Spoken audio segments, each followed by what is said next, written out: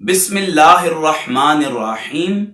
Social media کے ایک plate form پر بانی تحریک سیرات مستقیم ڈاکٹر اشرف آصف جلالی صاحب کے شاگرد رشید علامہ شاہد عمران جلالی صاحب کی ویڈیو دیکھنے کا اتفاق ہوا۔ ویڈیو کا ٹائٹل تھا فروغ رافضیت میں طاہر القادری کا کردار۔ ویسے تو اس ویڈیو میں کس بیانی، بغض و حسد اور نفرت کے سوا کچھ نہیں تھا، لیکن ایک بات بڑی قابل غور تھی جو علامہ صاحب کی علمی قابلیت و صلاحیت اور دین سے وفاداری، دیانتداری اور مخلصی کو ظاہر کر رہی تھی۔ وہ یہ کہ جب علامہ صاحب نے اپنے یوٹیوب چینل پر یہ بغض و حسد پر مبنی ویڈیو اپلوڈ کی تو اس وقت اس کی ٹائمنگ، لینتھ اور ڈیوریشن 10 منٹ 13 سیکنڈ تھی اور یہ اس کا تھمبنیل تھا، لیکن اس ویڈیو پر لوگوں نے بے پناہ محبت سے نوازا اور نیک نیتی پر مبنی کلمات علامہ صاحب کے لیے ادا کیے جو وہ برداشت نہیں کر سکے۔ تو علامہ صاحب نے ان کلمات سے خود کو دستبردار کرنے کے لیے اس ویڈیو میں سے 3 منٹ کا حصہ یوٹیوب ایڈیٹر کے ذریعے کراپ کر کے حذف کر دیا، اور اب جو ان کے چینل پر ویڈیو موجود ہے وہ 7 منٹ کچھ سیکنڈ کی ہے اور یہ تھمبنیل ہے اس کا۔ تو جو شخص اپنی ہی بات سے، اپنے ہی من گھڑت الزام اور منفی پروپیگنڈے سے خود ہی دستبردار ہو جائے بغیر کسی کے اس پر رد عمل پیش کیے، تو آپ اس شخص کی علمی قابلیت کا، دین سے وفاداری کا، دیانتداری کا اور مخلصی کا اندازہ لگا سکتے ہیں۔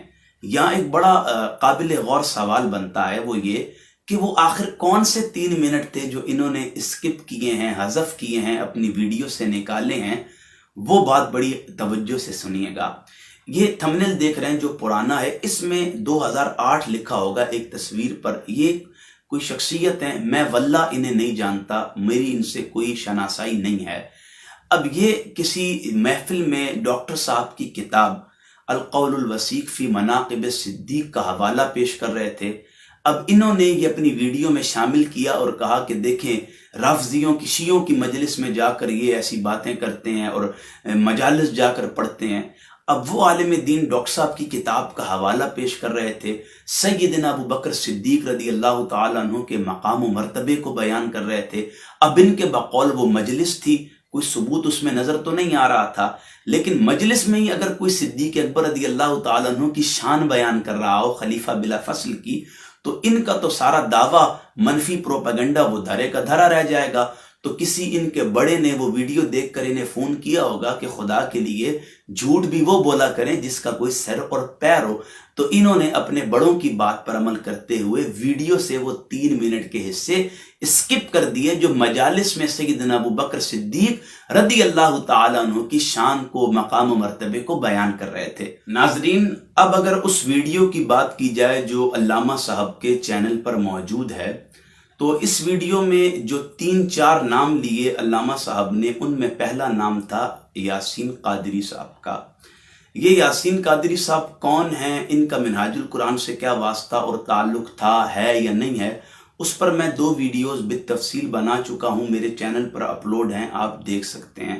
لیکن مختصراً ایک بات عرض کر دوں، جو بندہ تحریک میں یا کسی تنظیم میں رہا ہے، کارکن، رفیق یا کسی بھی عہدے کی حیثیت میں، وہ یہ بات جانتا ہے کہ کسی انسان کا ذاتی کام اچھا یا برا وہ تحریک کے لیے نہیں ہوتا، وہ اس کی ذاتی اور انفرادی حیثیت میں ہوتا ہے۔ تحریکوں میں جو کام کیے جاتے ہیں وہ اجتماعی سطح پر کیے جاتے ہیں، اور وہ بھی تبھی قابل قبول ہوتے ہیں جو تحریک کے رہنما اور بنیادی اصولوں کے مطابق ہوں۔ جو قواعد و ضوابط سے بات نکل جاتی ہے، اس بندے کا پھر کسی تحریک یا تنظیم سے کوئی تعلق نہیں ہوتا۔ میں اس پر پہلے بھی بات کر چکا ہوں۔ خیر، دوسرا نام لیا حامد رضا سلطانی کا، جو کہ شیعہ ذاکر ہے اور آج کل قانون کی گرفت اور حراست میں ہے۔ اس نے کچھ دن پہلے سیدنا ابو بکر صدیق رضی اللہ تعالیٰ عنہ کی عظمت و شان کے حوالے سے کچھ باتیں نامناسب اور کفریہ عقائد کا اظہار کیا تھا، جس پر قانون نافذ کرنے والے اداروں نے اسے اپنی حراست میں لے لیا اور آج کل یہ حضرت جیل میں ہیں۔ اس نے کسی مجلس میں کہہ دیا کہ میں ڈاکٹر صاحب میرے استاد ہیں، تو علامہ صاحب نے یہ بات اٹھائی اور کہا دیکھیں جی یہ سارے جو ہیں ڈاکٹر صاحب کے شاگرد ہیں. اب بھائی وہ ذاکر ہے، شیعہ ہے، اس کا منہاج القرآن سے کیا واسطہ اور تعلق؟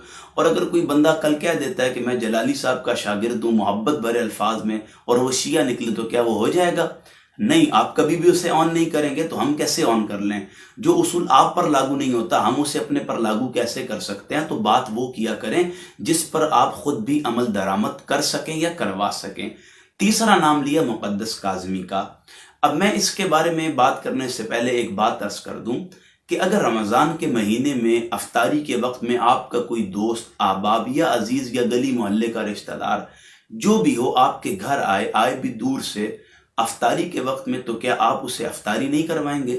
لازمی بات ہے آپ اسے افطاری کروائیں گے اور افطاری کے بغیر اسے نہیں جانے دیں گے. جو اگر مہمان آ جاتا ہے تو اسے دروازے سے نہیں بھیجا جاتا، چاہے آپ کی اس سے ناراضگی ہی کیوں نہ ہو، چاہے آپ کا اور اس کا اختلاف ہی کیوں نہ ہو، کیونکہ آپ نے وَإِنَّكَ لَعَلَىٰ خُلُقٍ عَظِيمٍ کو دیکھنا ہے، نہ کہ کسی کی ناراضگی اور ظاہری اور باطنی فعل کو. اللہ اور اللہ کے نبی نے جو ہمیں تعلیمات دی ہیں ہم نے اس پر عمل کرنا ہے. اب یہ مقدس کاظمی صاحب رمضان میں شہر اعتکاف میں آ گئے تو کسی تحریکی یا تنظیمی عہدیداران میں سے کسی نے انہیں نعت پڑھنے کا کہہ دیا. انہوں نے نعت پڑھ لی اور نعت کا جو شعر علامہ صاحب نے اپنی ویڈیو میں دکھایا وہ سنیں. وہ یہ تھا کہ نبی کی آل سے الفت نہیں تو مر جاؤ، تمہارا مرنا ہی بہتر ہے ایسے جینے سے. اب اس شعر پر حضرت صاحب جرا کر رہے ہیں. بھئی یہ تو ہمارا عقیدہ ہے کہ نبی کی آل سے کسی کو مودت نہیں ہے تو اس کا ایمان کبھی کامل نہیں ہو سکتا. آپ کا نہیں ہے تو آپ ہماری اصلاح کر دیں تاکہ ہم پھر آپ کے بارے میں کوئی رائے قائم کر سکیں. ناظرین، علامہ صاحب کی ویڈیو میں چوتھا کلپ بڑی اہمیت کا حامل ہے. ہوا یوں کہ کسی فورن کے اسلامک سینٹر میں کچھ شیعہ احباب ماتم کر رہے تھے. وہیں سائٹ پر منہاج القرآن کا لوگو اور اس میں کسی محفل یا ایونٹ کا ذکر تھا اور ڈاکٹر صاحب کی کچھ کتابیں بھی پڑھی ہوئی تھی. وہاں سے علامہ صاحب نے یہ تاثر دیا کہ دیکھیں طاہر القادری اپنے اسلامک سینٹر میں شیعوں سے ماتم کروا رہا ہے. علامہ صاحب بڑی محبت سے سوال کر رہا ہوں، براہ کرم میری اصلاح کے لیے بتائیے گا کہ اگر تاج محل پر آپ کی تصویر لگا دی جائے تو کیا وہ آپ کا ہو جائے گا؟ چلیں دور ہے. مینار پاکستان آپ کے قریب ہے، مینار پاکستان پر کوئی جلسہ کرے تو کیا مینار پاکستان اس کا ہو جائے گا؟